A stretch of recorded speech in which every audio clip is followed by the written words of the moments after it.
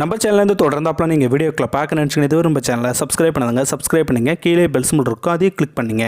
சரி, வாங்க நம்ம வீடியோக்குள்ளே போகலாம். வணக்கம் நண்பர்களே. எப்பயுமே ஒரு குடும்பத்தில் அதிகமாக பாதுகாக்கப்படுபவர்கள் ஒரு பெண் தான். ஏன்னா பெண் என்பவள் ஒரு குடும்பத்தை அரவணைச்சி அன்பையும் பாசத்தையும் ஏன் வளர்கிற சந்ததிகளை உருவாக்கும் சக்தின்னா ஒரு பெண் தான். தமிழ்நாட்டில் மட்டும் இல்லை, உலகம் முழுவதும் பெண்கள் போற்றிக்கிட்டு தான் இருக்கிறோம். கடவுள் படைப்பில் ஆணுக்கு பெண் தேவை, பெண்ணுக்கு ஆண் தேவைன்னு சொல்லுவாங்க. அப்படி பெண்களை நாம் பாதுகாக்கப்படணும். கடவுள் ஏன் ஆண்களை பலவீனமாகவும் பெண்களை பலவீனம் இல்லாமலும் படைச்சிருக்கான் தெரியுமா? தன்னை நம்பி வந்த மனைவியை கண்ணும் கருத்துமாக பார்த்துக்குவான் என்பதனால தான். தனக்கு எந்தவித ஆபத்து வந்து நேர்ந்தால் கூட காப்பாற்றிக்குவான் ஒரு ஆண். அதுவே பொண்ணுக்கு வந்தால் கணவன் இருக்காரு, அவர் பார்த்துக்குவாருன்னு நினச்சிக்குவா அந்த பொண்ணு. அப்படிப்பட்ட உண்மை சம்பவத்தை தான் இப்போ நம்ம பார்க்க போகிறோம். அதுக்கு முன்னாடி நம்ம சேனலுக்கு லைக் போடுறதை மட்டும் மறந்துடாதீங்க. வாங்க வீடியோக்குள்ளே போகலாம். நோயாளிகள் அனைவருமே வரிசையாக நின்றுக்கிட்டு இருந்தாங்க. நானும் ஒவ்வொருத்தருக்கு உடம்புக்கு என்ன பண்ணுதுன்னு கேட்டு அதற்கு தகுந்தாற்போல் ஊசி மாத்திரை எழுதி கொடுத்துக்கிட்டு இருந்தேன். அன்று திங்கட்கிழமை வேற அதிக கும்பலாகவும் இருந்தது. ஹாஸ்பிட்டல்னு இருந்தால் சிறியவர்கள் முதல் பெரியவர்களும் வருவாங்க. அதில் ஒரு ஆச்சரியமும் இல்லை. இருந்தாலும் அன்னைக்கு தான் ஒரு சம்பவம் நடந்தது. அது என் வாழ்க்கையில் மறக்கவே முடியாது. எங்கள் ஹாஸ்பிட்டலுக்கு பக்கத்துலேயே ஸ்கூல் இருக்குது. கிராமம் இல்லையா, ஸ்கூல் கட்டாயம் இருக்க வேண்டும். ஏன்னா மாணவ மாணவிகளுக்கு உடல்நிலை சரியில்லைன்னா உடனே அருகில் இருக்க மருத்துவமனைக்கு தான் வருவாங்க. அன்னைக்கு பிஸியாக இருந்த நேரத்தில் ஒரு இளம்பெண் வந்தாங்க. அதுவும் 9 அல்லது 10வது படிக்கும் மாணவி தான். தன்னுடன் தோழியை கூட்டிக்கிட்டு வந்தாங்க. அந்த பொண்ணு என்கிட்ட வந்தாங்க. அந்த பொண்ணு, நான் உடனே என்னம்மா உனக்கு பிரச்சனை, உடம்பு சரியில்லையே என்ற தோரணையே கேட்டேன். நான் அந்த பொண்ணு சொன்ன விஷயத்தை கேட்டு ஒரு நிமிடம் ஆடி போயிட்டேன். என்னென்னா, சார் எனக்கு பீரியட்ஸ், அதாவது மாதவிடாய் வந்து 2 மாதம் ஆச்சு சார். அதான் சார் காட்டிக்கிட்டு போகலான்னு வந்திருக்கேன் அப்படின்னு சொன்னாங்க அந்த பொண்ணு. சரிம்மா, ஏம்மா சரியாக சாப்பிட மாட்டியா, இவ்வளோ வீக்காக இருக்கியே, அதில் கூட இருக்குமா, உடம்புல ரத்தம் இருக்கணும், இருந்தால் தான் கரெக்டான தேதியில் வரும்னு சொல்லி அந்த பொண்ணு தலை குளிச்ச, அதாவது பீரியட்ஸ் ஆன தேதியை குறிச்சிக்கிட்டு அந்த பொண்ணுக்கு யூரின் டெஸ்ட், தைராய்டு டெஸ்ட் எடுத்தேன். ஆனால் என் மனசுக்கு பட்டது, சின்ன வயசு பொண்ணு ஏன் பீரியட்ஸ் ஆகலைன்னு தோணுச்சு என் மனசுக்கு.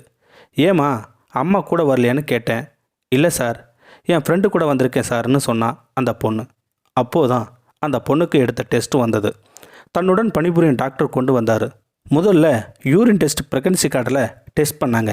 அந்த கார்டில் பாசிட்டிவ்னும் 2 கோடுன்னு காட்டியது. இதை பார்த்தனா முதல்ல அதிர்ச்சி தான் வந்தது. எதையுமே தெளிவாக பார்க்கணுன்னு ரெண்டாவதாக ரத்த டெஸ்ட்டு பண்ண போது பாசிட்டிவ்னு வந்தது. ஆமாங்க, இந்த பொண்ணு கன்சீவாக இருக்கா. இதையெல்லாம் அந்த பொண்ணுக்கு தெரியாமலே எடுத்துக்கொண்டு இருக்கிறார்கள் அந்த டாக்டர்கள். அந்த நேரத்தில் தான் அந்த பொண்ணு நோயாளிகள் காத்திருக்க இடத்துலேருந்து என்கிட்ட வந்தாங்க.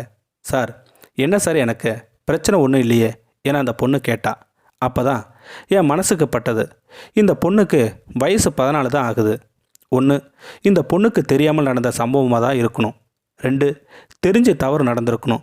இப்போ போய் அந்த பொண்ணுக்கிட்ட நீ கன்சீவாக இருக்குன்னு சொன்னால் அந்த பொண்ணு இங்கேருந்து தப்பிச்சு போயிடுவா. வேறு தவறான பாதைக்கு போய் அந்த குழந்தைய அபாசனம் பண்ணிடுவா. இதையெல்லாம் பண்ணும்போது ரத்தம் அதிகமாக போய் அந்த பொண்ணும் இறப்பு கூட வர வாய்ப்பு இருக்குது. இதனால் இதை அவங்க அப்பா அம்மா கிட்ட தான் சொல்லணும்னு நினச்சேன். நான் அந்த பொண்ணுக்கிட்ட உனக்கு எந்த பிரச்சனையும் இல்லை, நல்ல சத்தான உணவுகளை எடுத்துக்கன்னு சொல்லிவிட்டு நான் அந்த பொண்ணை வீட்டுக்கு அனுப்பிவிட்டேன். பிறகு என்னுடன் வேலை செஞ்ச டாக்டர்கிட்ட அந்த பொண்ணோட அட்ரஸை எடுத்துக்கிட்டு வர சொன்னேன்.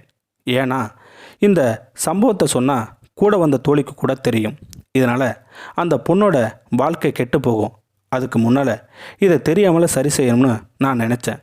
அந்த பொண்ணுக்கு கொடுத்த அட்ரஸ் இருக்க ஃபோன் நம்பருக்கு கால் பண்ண பார்த்தபோது அந்த நம்பரு தவறுன்னு வந்தது.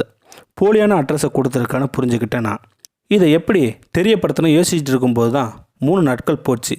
இப்படியே இருக்கும்போது தான் வழக்கம் போல் நான் மருத்துவமனையில் நோயாளியாக பார்த்துக்கிட்டு இருக்கும்போது ஒரு முதியவரை பார்த்தேன்.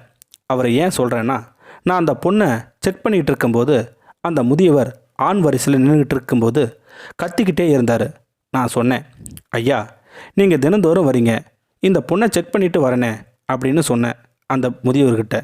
அந்த முதியவர் சொன்னார், சரி சார், பாருங்கள் எங்கள் ஊர் பொண்ணு தான் அப்படின்னு சொன்னார் அந்த முதியவர். எனக்கு தலையில் பொறி தட்டின மாதிரி தோணுச்சு. உடனே அந்த முதியவரிடம் அந்த பொண்ணை பற்றி கேட்டால் தவறாக போயிடணும்னு நினச்சிக்கிட்டேன். ஏன்னா கிராமத்தில் ஒன்றுன்னா ரெண்டாக பேசிடுவாங்க. அதனால் எங்கள் ஹாஸ்பிட்டலில் வேலை செஞ்ச செக்யூரிட்டி விட்டு அந்த முதியரை எங்கே போகிறாரு என்ன ஊருன்னு பாருங்கன்னு ஃபாலோ பண்ண சொன்னேன். அதே மாதிரி அந்த செக்யூரிட்டி ஃபாலோ பண்ணார். அந்த ஊரில் இருக்கிற பொண்ணுங்களுடைய பேரையும் பார்க்கும்போது அந்த பொண்ணோட பேர் தவறுன்னு தெரிஞ்சுக்கிட்டேன். அதுக்கப்புறமா அந்த பொண்ணு படிக்கிற ஸ்கூலுக்கு விசிட்டிங் மாதிரி போனேன்.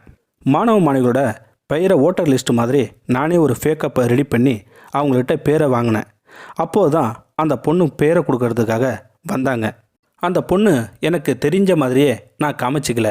அந்த பொண்ணு அதே மாதிரி தான். பிறகு அந்த பொண்ணு விவரம் தெரிய வந்ததும் நான் அவங்க அப்பா அம்மா கிட்ட விவரத்தை சொன்னேன். சின்ன வயசுலேயே இது தெரியாமல் பழகிட்டாங்க. இந்த மாதிரி கன்சீவ் ஆகிடுவோம்னு தெரியாது அந்த பொண்ணுக்கு. அந்த மாதிரி பக்குவமான பொண்ணும் இல்லை. அவங்க லைஃப்பை ஸ்பாயில் பண்ணிடக்கூடாது. இது எப்படி நடந்தது நாம் தெரிஞ்சுக்கணும்னு நான் சொன்னேன். அப்போது தான் தெரிஞ்சது அந்த பொண்ணு தன்னுடைய தாய்மாமன் தான் இப்படி செஞ்சாருன்னு சொன்னாங்க. அவருக்கு திருமணம் ஆயிடுச்சு, ஒரு மகன் கூட இருக்கான். உடனே அவரை போலீஸார்கிட்ட கம்ப்ளைண்ட் கொடுத்தோம். உடனே போலீஸார் அவரை கைது பண்ணாங்க. மாமன் நம்பி விட்டா இந்த மாதிரி சம்பவத்தை பண்ணிட்டானே. இந்த 14 வயது பொண்ணுக்கு நடந்த சம்பவத்தை பார்த்து அனைவருமே அதிர்ச்சி ஆயிட்டாங்க. அந்த பொண்ணுக்கு அரசாங்க அனுமதியுடன் அபாசன் பண்ணி சரி பண்ணார். சிவகங்கை மாவட்டம் அரசு பொதுநல மருத்துவர் ஏபி ஃபருக் அப்துல்லா தனது முகநூல் பக்கத்தில் ஒரு நிகழ்ச்சி பதிவாக பதிவிட்டிருந்தார். இந்த பதிவின் முக்கியமான நோக்கம் என்னவென்றால், இனப்பிறக்கும் வயதில் இருக்கும் ஒரு பெண் மாதவிடாய் வரவில்லை என்று சந்தேகத்துக்கு இடம் தரும் வகையில் கூறினால் அவர் திருமணம் ஆனவரா ஆகாதவரா என்று பாகுபாடு பார்க்காமல் அவர் கர்ப்பிணியாக இருக்கிறாரா இல்லையா என்பது உறுதி செய்ய வேண்டியிருக்கிறது. இக்காலத்தில் பிசிஓடி மற்றும் ஹார்மோன் பிரச்சனைகளால் மாதவிடாய் கோளாறு மற்றும் தள்ளிப்போவது பல பெண்களிடம் காணப்படும் பிரச்சனையாக உள்ளது. எனினும் கடந்த பல மாதங்களாக சரியாக நிகழ்ந்த மாதவிடாய் திடீரென தள்ளிப்போவது என்பதை சாதாரணமாக கடந்து சென்று விடக்கூடாது. கட்டாயம் கர்ப்பமடைந்து இருக்கிறாரா இல்லையா என்பதை உறுதி செய்ய வேண்டும். ஆனால் அதை மிகவும் எச்சரிக்கையாக செய்ய வேண்டும் என்பதே நான் கற்றுக்கொண்ட பாடம். வாழ்வில் தவறு என்பது அனைவருக்கும் நடக்கக்கூடிய ஒன்றுதான். தவறுகளால் ஏற்படக்கூடிய அனுபவங்களே வாழ்வை செதுக்கின்றன. எந்த பிரச்சனைக்கும் தற்கொலை தீர்வாகாது. ஒருவன் எந்த பிரச்சனையாக இருந்தாலும் தைரியமாக எதிர்கொண்டு முன்னேறினாலே வாழ்க்கை புதிய பாதைகளை அமைத்து கொடுக்கும். இந்த வீடியோ உங்களுக்கு பிடிச்சிருந்தா கமெண்ட் பாக்ஸில் கமெண்ட் பண்ணுங்கள். கூட உங்கள் ஃப்ரெண்ட்ஸுக்கு ஷேர் பண்ணுங்கள். இதுவரை நம்ம சேனலை சப்ஸ்கிரைப் பண்ணாங்க சப்ஸ்கிரைப் பண்ணிங்க. கீழே பெல் சிம்பல் இருக்கும், அதையும் கிளிக் பண்ணிங்க. தேங்க்யூ ஃபார் வாட்சிங்.